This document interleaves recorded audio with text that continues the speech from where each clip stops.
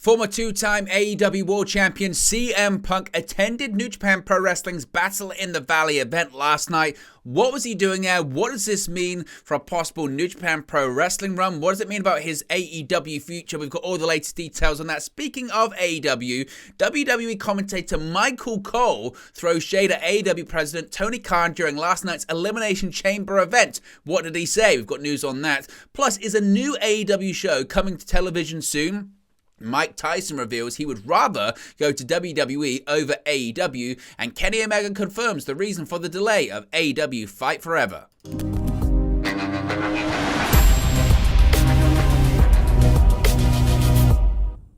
Hey guys, welcome back to Wrestling News 365. Hope everyone is doing very well. As always, there are plenty of news stories to get into in the world of All Elite Wrestling and I guess New Japan Pro Wrestling, because that's where we're going to start off this evening. We're going to talk about CM Punk. Now, whilst Elimination Chamber was going on last night and all of these news stories were breaking about Sami Zayn, Roman Reigns, Elimination Chamber matches, you name it, another story started to develop. Another story really started to grab headlines, and it regarded former AEW World Champion CM Punk not returning to AEW, but attending a big New Japan Pro Wrestling show. It was broken by Sean Ross Sapp of Fightful Select, who reported at the time that CM Punk was at last night's New Japan Pro Wrestling Battle in the Valley. Fightful were told that about a month ago, he inquired about taking in the show, they said, which is certainly a curious way to say it. Taking in the show, which basically means going there to watch it live, but not being backstage, being in the audience. Now, they at the time said they'd not heard that he'll be involved. He wasn't. He was sitting in the media section, along with the likes of Giselle Shaw. Impact Wrestling Star was there. He was in the crowd with Fightful's Lars Fredriksson, who, of course, is a famous musician as well, and a very good friend of CM Punk, too. He's part of the group Rancid, Ruby Soho, that song, all that kind of stuff, right? You know what I'm talking about. They're friends. It goes back a long time. They go back a long way. And it was quite a surprise that CM Punk was in attendance for last night's New Japan Pro Wrestling Battle in the Valley show. Of course, you can see the pictures right there next to me of Punk in the crowd taking in. It did cause a bit of a distraction. There were quite a few people that were going up to him, taking pictures with him, trying to get autographs, all that kind of stuff. Now, Battle in the Valley took place in San Jose, California, and he was spotted, Punk, in the media section of the crowd, along with Rancid's Lars Fredriksson, as I mentioned. Now, it was noted by Sean Ross Sapp, as I said, that Punk is said to have inquired a month ago about being able to attend this pay-per-view. Obviously, the two-time AEW World Champion's presence caused quite the stir, and several fans were able to grab photos with the Chicago native. Likewise, Punk's presence was acknowledged by certain wrestlers when they were having their matches, with Kenta teasing the straight edge superstar's famed go-to-sleep pose before serving up 2 middle fingers. Of course, CM Punk's future in the wrestling industry is very much a hot topic nowadays. As it stands, Punk is still believed to be contracted to AEW and is a contracted AEW talent. At least people believe that to be the case. While the 44-year-old was one of several people suspended following the infamous post-all-out media scrum last September. The best in the world is also currently recovering from a torn left triceps injury, which he subsequently underwent surgery on. He's still in the process of recovering from that at the time. It was speculated he would be on the shelf for about 9 months. That was, about 7-ish months ago, 6 or 7 months ago. So there's still a bit of time left for him to recover, but he does look to be moving around well. He is training. We have seen him training in the gym ahead of a possible in-ring return. Now, it's not known when CM Punk will be cleared to compete, and it remains to be seen whether his relationship with AEW and those on the roster can indeed be salvaged, whether he has his sights on competing elsewhere or whether Punk still even has the urge to remain in wrestling is still speculation at this point. As noted by Dave Meltzer just this past week, quote, there's a lot of mending offenses to be done if Phil Brooks is indeed to continue his in-ring career with All Elite Wrestling. However, some people speculated that AEW themselves could be planting the seeds for a CM Punk return. MJF said the phrase best in the world several times this past week on Dynamite during his promo, leading some to speculate Punk could indeed return to face off against the current AEW World Champion. Of course, that was the planned feud for the AEW World Championship when Punk got suspended and injured during All Out last year, because the show ended with MJF confronting the new AEW World Champion at the time.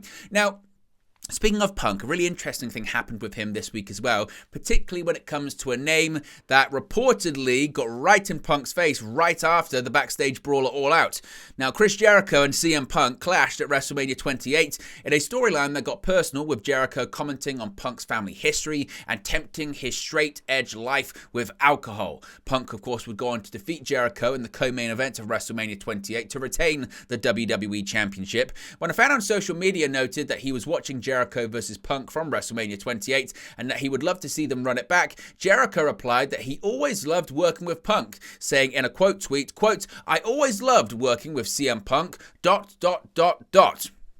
Now, Jericho and Punk were part of the AEW roster, but never worked together during Punk's time with the company so far. Punk is still with AEW, but was suspended for his part in an altercation with the Elite, that being Kenny Omega and the Young Bucks at All Out. He also suffered a triceps injury at All Out that kept him sidelined.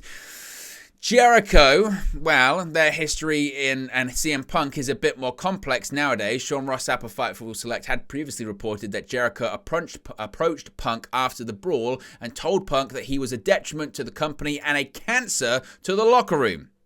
It's also been widely reported by the likes of Dave Meltzer and others that Chris Jericho has said that he would refuse to work with CM Punk if Punk should return to AEW. Whether or not that's Jericho disputing those reports, I don't know, but certainly interesting that he would make that comment. And certainly every comment about Punk right now is interesting, and his appearance at New Japan, even in the crowd, certainly has got a lot of people talking. What does it all mean? You let me know your thoughts in the comment section below. Now, speaking of AEW, and I know you're going to say, oh, and this is an Elimination Chamber graphic. What's going on here? Well, it's because there were shots taken at the AEW president at Elimination Chamber last night. Michael Cole got involved in the feuding between journalist Ariel Helwani and AEW president Tony Khan on commentary at Elimination Chamber, with Helwani appearing alongside MMA legend George St. Pierre in the crowd. Michael Cole took the opportunity to throw epic shade. Referring to Helwani as an unbiased journalist, he went on to add that Helwani always, quotes, asks the hard questions, whether you want to answer them or not.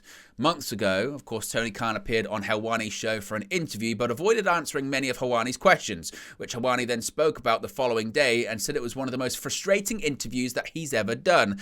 Ariel Helwani was also introduced earlier on in the pre-show by Peter Rosenberg, who was sure to note that he was, quote, a man who is respected by anyone with any intelligence.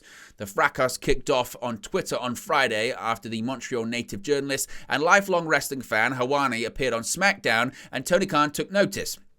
Taking to Twitter to call Helwani a fraud, the response was particularly icy, with Khan again criticizing Helwani for bias. He said that he was just as much of a journalist as Tony Schiavone, which Tony Schiavone, I would think, was saying, what did I do? I didn't do anything. Now, certainly, I think it's quite interesting that if the shoe was on the other foot, people would be criticizing, going, why are you throwing shade? Why are you throwing shade? It's nasty for everyone involved, and it's just strange social media squabbling that I don't really understand. Now, speaking of Tony Khan, could he be set to launch a new AEW show soon? Well, AEW currently has 4 programs for fans to enjoy: Dynamite, Rampage, Dark, and Dark Elevation. It was also recently announced that Tony Khan's Ring of Honor will begin taping shows soon, with the weekly ROH show set to begin airing on Thursdays on Honor Club starting next month.